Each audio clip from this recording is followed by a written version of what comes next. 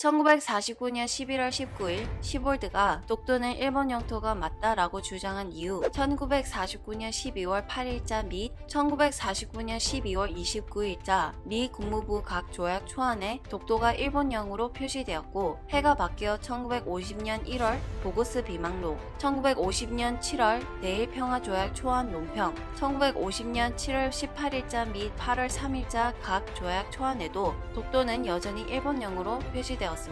지금부터 미 국무부가 어떻게 독도를 일본령으로 잘못된 판단을 하게 되었는가에 대해 알아보도록 하겠습니다. 1950년 1월 3일 미 국무부 지리 담당관 세뮤얼 보그스는 해밀턴과 피어리에게 대일 강화 조약 초안 영토 조항이라는 비망록을 송부했습니다. 이 비망록에는 독도가 한국 땅이라는 내용이 삭제되었고, 독도의 오른쪽 외곽으로 그어진 영토 경계선이 표시된 부속 지도가 사라졌습니다. 또한 1950년 7월에 작성된 일본과의 평화조약 초안에 대한 논평에서 독도는 일본 땅으로 해석하였습니다.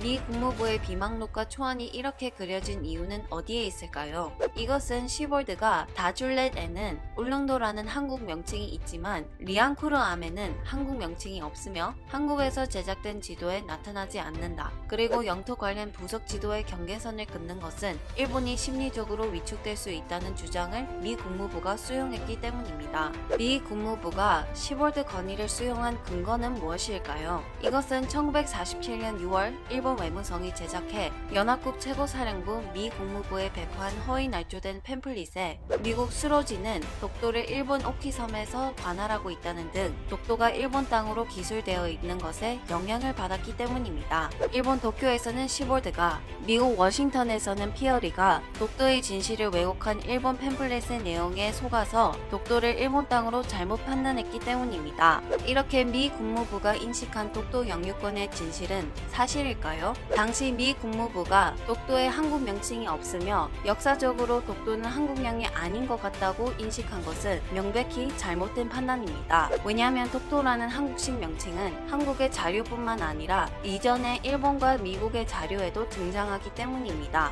더욱이 한국이 독도를 인지하고 영유권이 한국에 있었다는 다수의 조선정부 공식 문헌이 있습니다. 따라서 독도에 한국 명칭이 없고 독도가 한국의 일부로 취급된 적이 없다는 미국의 인식은 명백히 잘못된 것입니다.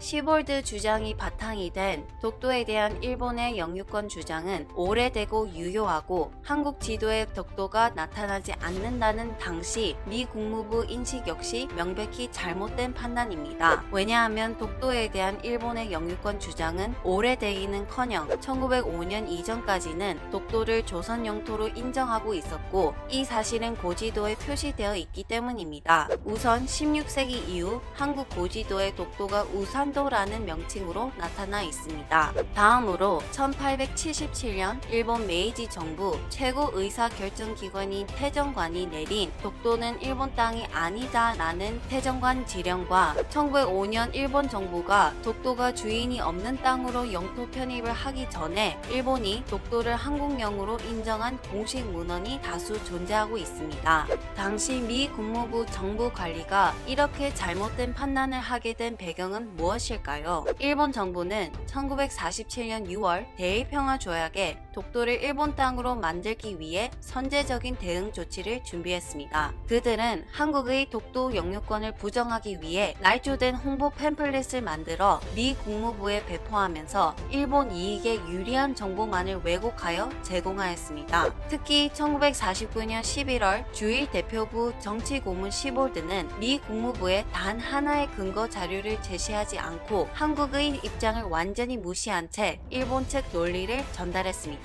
이것은 미 국무부가 독도 영유권에 대한 사실관계를 잘못 판단하는데 상당한 영향을 미쳤습니다. 이러한 상황임에도 불구하고 당시 한국 정부와 주미 한국 대사관에서는 독도를 일본 땅으로 뒤바꿔 놓은 시볼드의 행동과 태도, 그의 편파적 진술에 따라 조약 초안이 변경된 사실을 약 2년 동안 인지하지 못했습니다. 한반도는 남북 분단 상태에서 38도선을 기준으로 공산주의와 자본주의 체제 이념 논쟁으로 하루도 조용한 날이 없었습니다. 극도로 혼란한 시국에서 한국은 저 멀리 동해 바다 외로운 섬 독도에 대한 국제적 정세에 눈을 돌릴 여유가 없었습니다. 일본은 우리의 조그만 태만에도 절대 공격을 멈추지 않습니다. 이런 아픔의 역사적 교훈을 되새겨 21세기 일본의 독도 침탈 야욕을 봉쇄하여야 합니다. 독도는 한국 땅, 시청해주셔서 감사합니다.